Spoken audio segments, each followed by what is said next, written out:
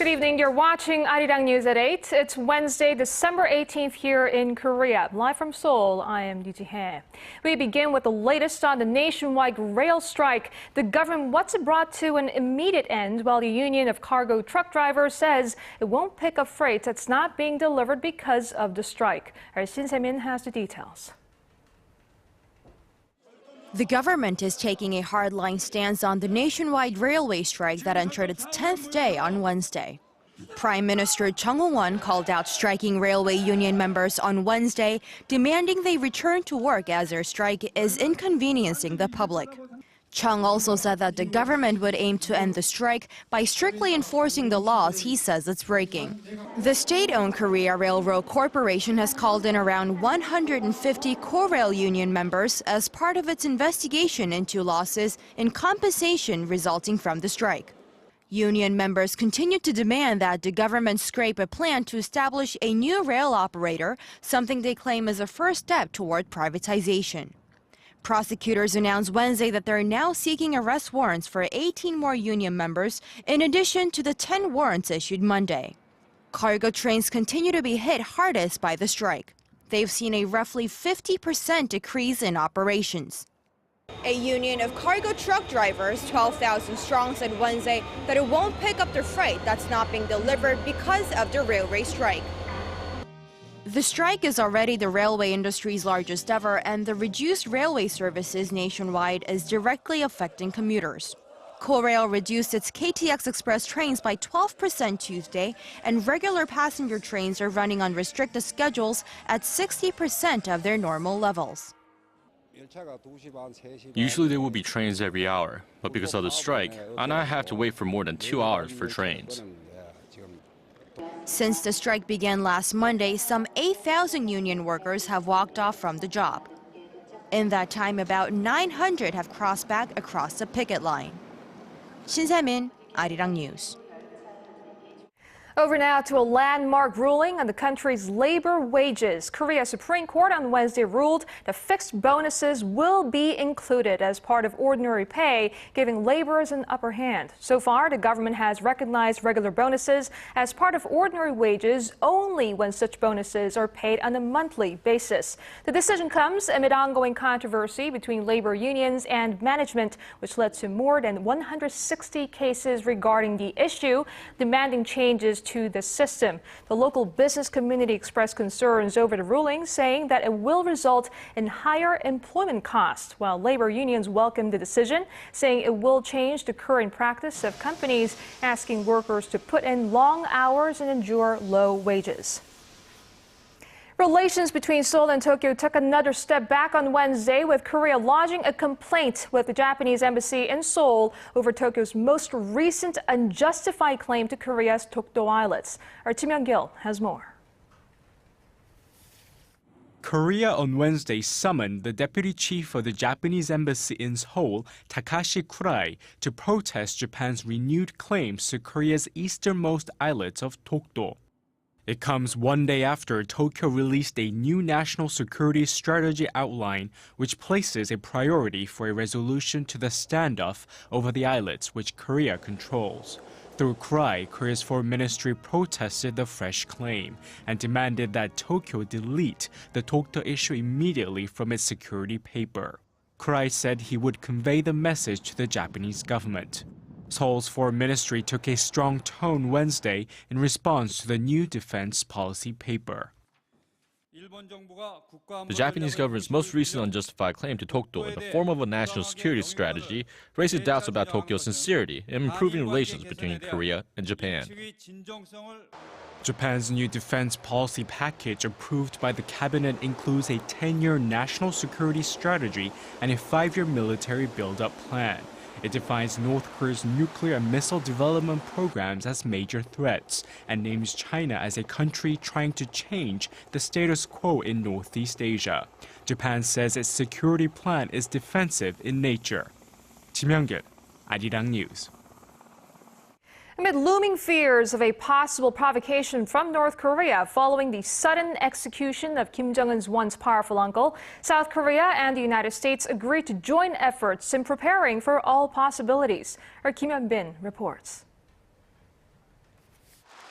In light of the sudden removal of North Korea's former number 2 man, Chang Song-taek, South Korea and the U.S. held a high-level meeting Tuesday in Washington to formulate responses to all possible scenarios that could emerge in the North. South Korea's Vice Foreign Minister Kim Kyu-hyun and U.S. Deputy Secretary William Burns vowed to enhance joint defense preparations to better prepare for the possibility of North Korea's provocations. They also agreed that the instability in North Korea could encourage the leadership to launch a provocation at some point in the near future to solidify its power base. The South Korean official said Seoul will maintain its current defense status to deter Pyongyang, but stressed that, when necessary, South Korea was ready to take additional measures. Kim also highlighted the Seoul-Washington alliance and Seoul-Tokyo ties as the key factors that ensure peace and stability in Northeast Asia. In terms of diplomacy and security on the Korean peninsula, the two Koreas, U.S., China, Japan, and Russia play key roles and are also the members of the long-stalled six-party talks aimed at denuclearizing North Korea. Kim Hyun-bin, ARIRANG News. Now, while the situation up north has become more opaque given the recent series of events in the isolated state, the U.S. government has shed some light on the character of the young dictator Kim Jong-un. Our Kwon So-ah has this report.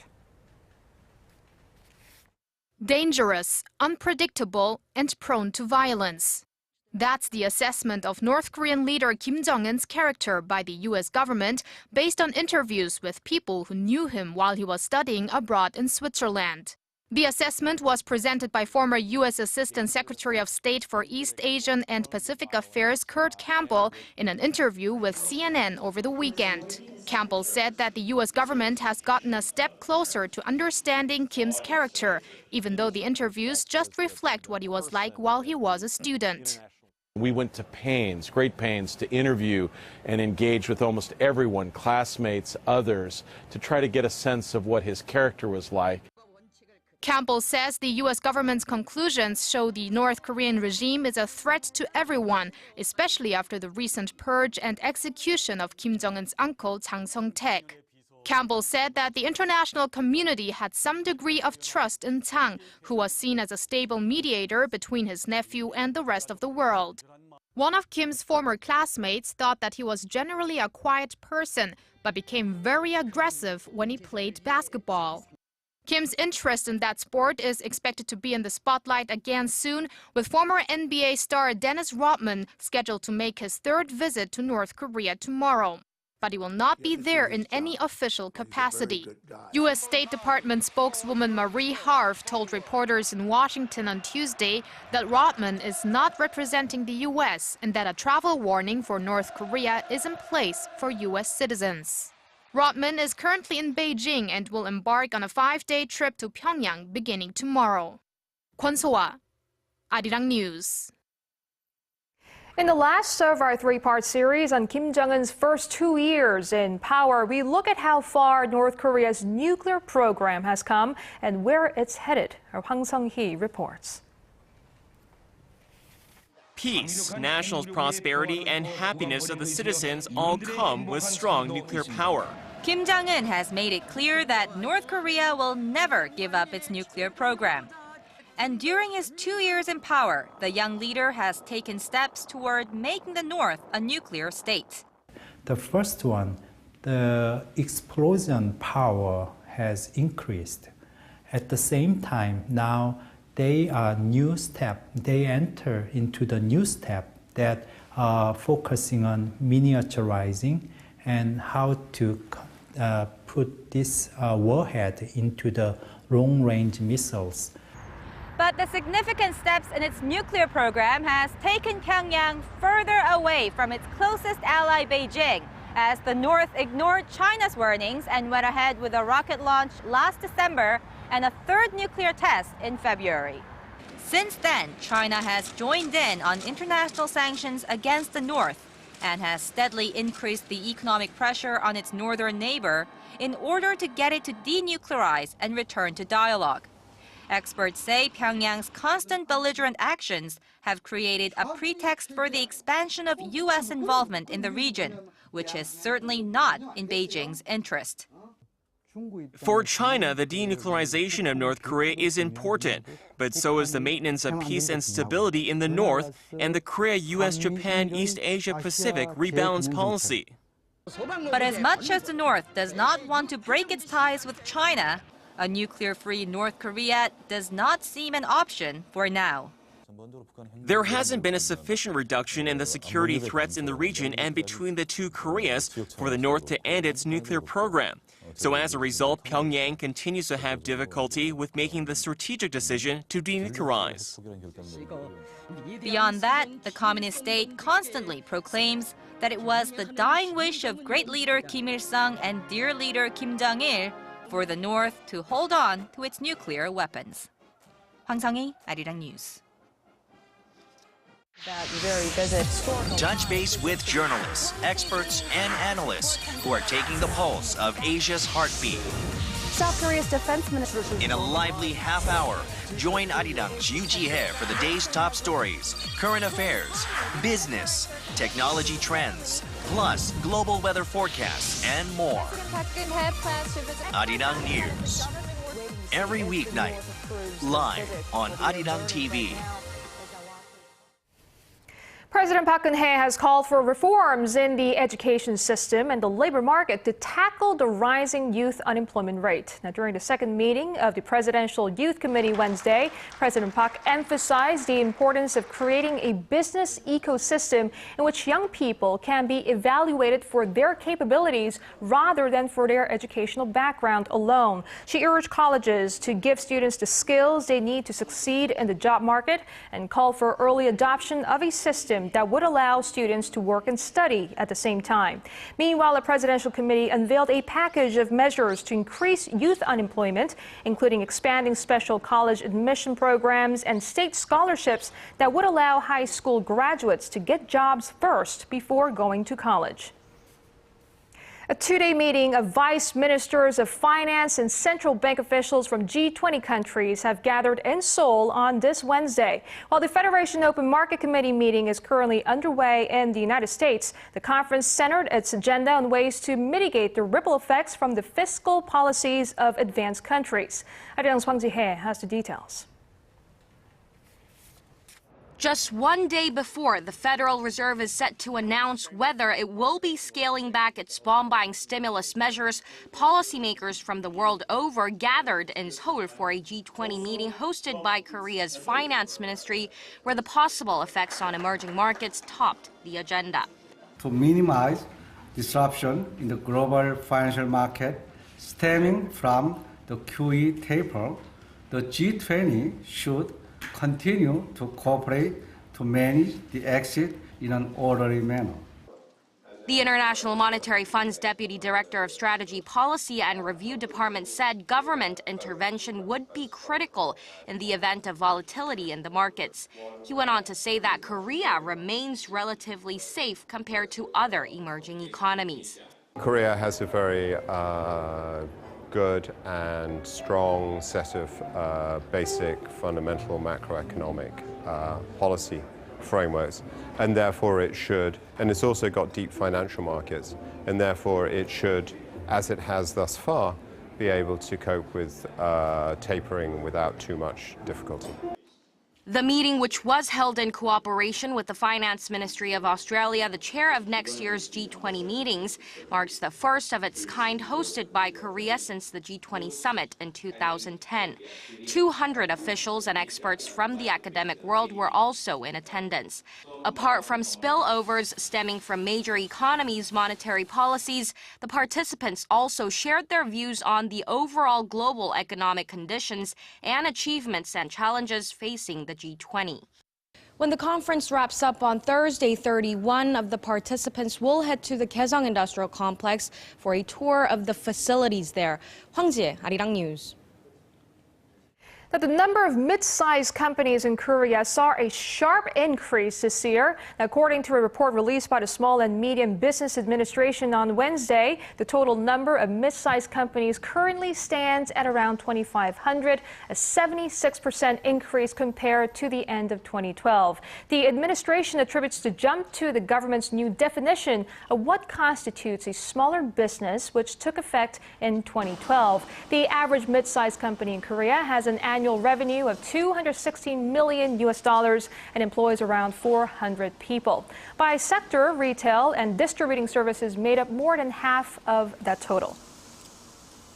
The sky is apparently the limit for Korea's mobile technology sector. The Korean government plans to begin testing the next generation mobile technology, 5G, which is 1,000 times faster than the current 4G, starting in 2018 to solidify its position as a global leader in the sector. Our Yuri-An has the details.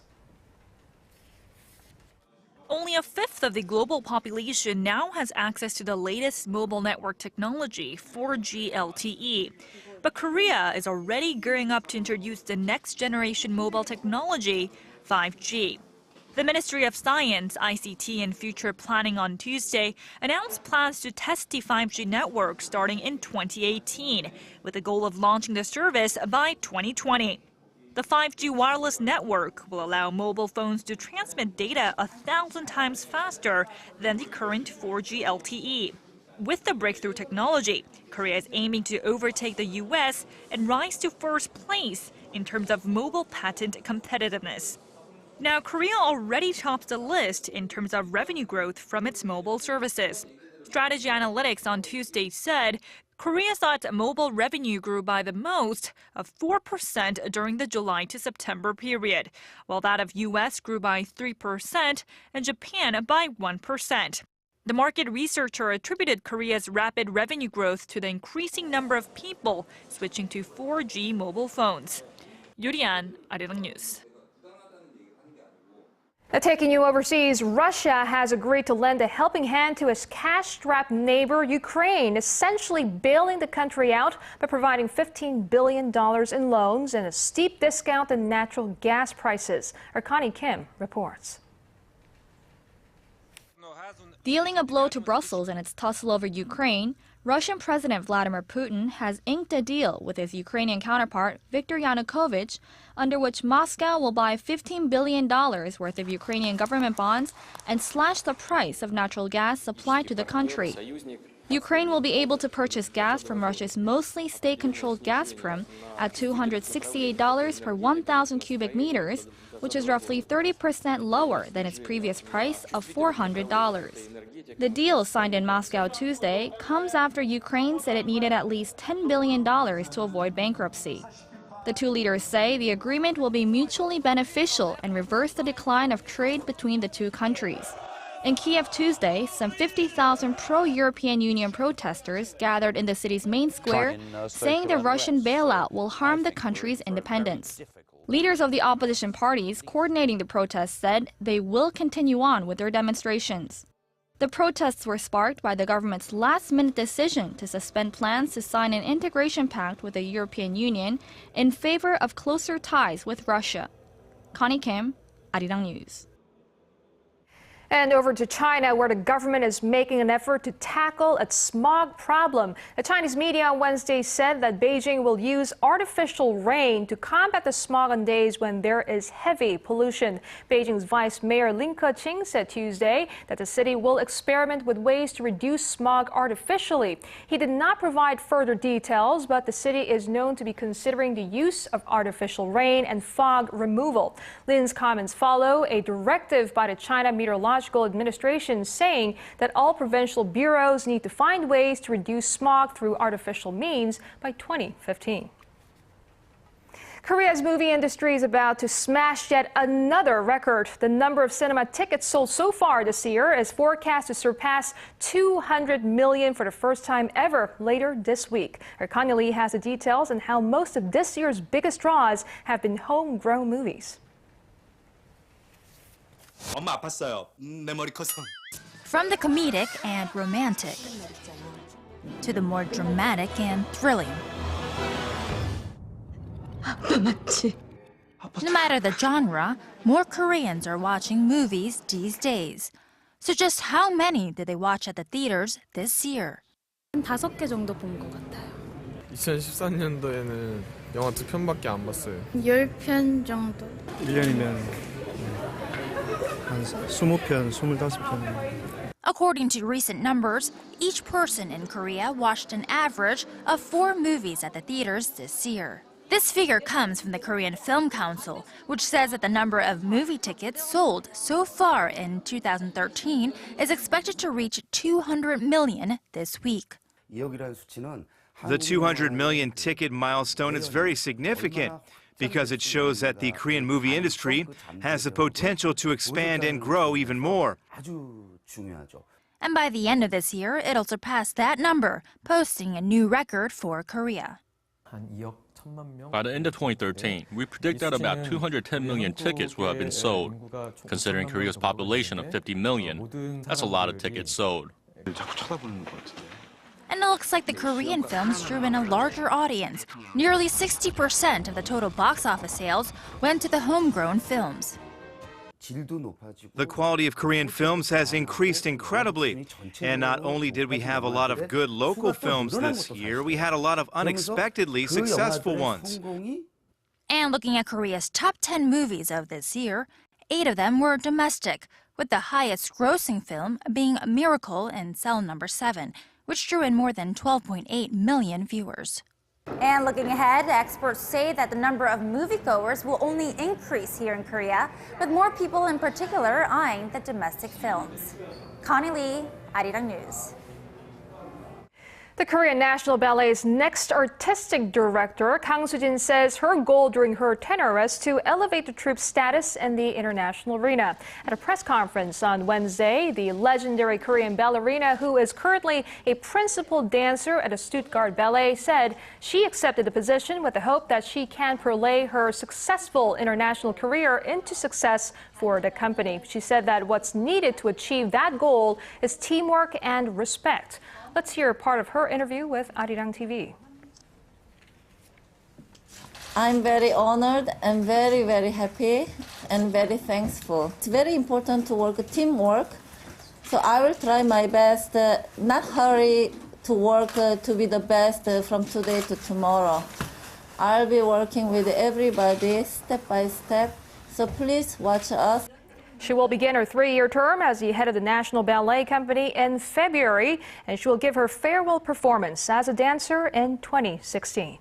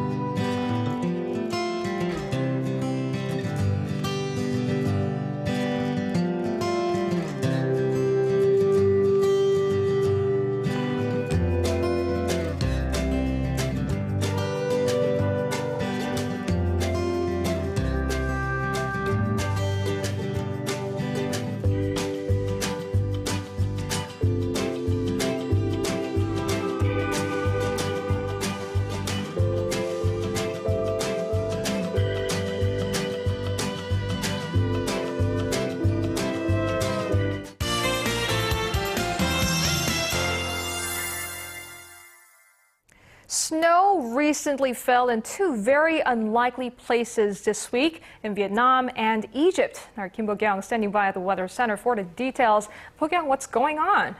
Good evening, Chi-hye. It is definitely a strange story. As of Monday local time, 30 centimeters of snow has piled up in north of Vietnam. Not to mention that our viewers in Egypt saw snow for the first time in 112 years. Now, all of this is largely due to abnormal behavior of the jet stream, which separates the cold air from the north and warm air from the south.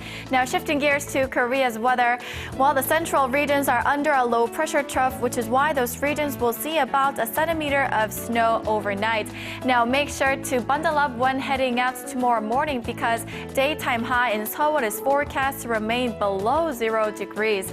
Currently, the East Coast regions are getting some snow showers, and keep in mind that the Jeollado, Chungcheongdo, and Gangwon-do provinces, along with the mountains of Jeju, will get another 1 to 5 centimeters of snow through tomorrow.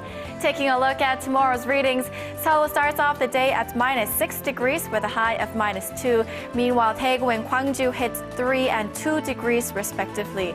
Moving on to other regions, Jeju remains at 5 degrees while Dokdo and Mount Kumgang make it to 6 and -11 degrees respectively. Well, that's all I have for you this hour, and let's take a look at the international weather.